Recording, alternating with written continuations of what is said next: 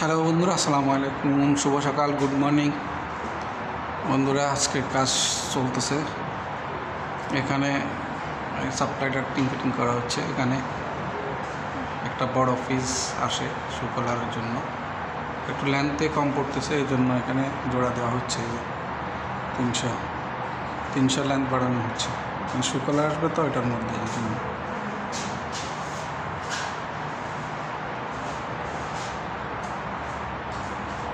এখান থেকে এখান পর্যন্ত এটা রুমের মাঝখানে শু কলার আসবে।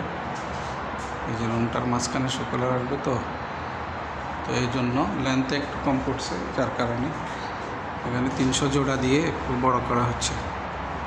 এই যে এখানে আমরা প্লাঞ্চ দিয়ে করতে পারতাম, কিন্তু প্লাঞ্চটা ফেলে দিয়ে আমরা রিবিট দিয়ে করছি, এই জন্য যে শু কলার লাগবে। এখানে শু কলার লাগলে জয়েন্টটা শু কলারের মাঝখানে চলে আসবে প্লাঞ্চ, পরে কাটতে সমস্যা হবে। এই জন্য আমরা প্লাঞ্চ ছাড়া রিবিট দিয়ে এটা বড় করতেছি, যাতে করে পরে শু কলার কাটার সময় এটা ওপেনিং করতে সমস্যা না হয়।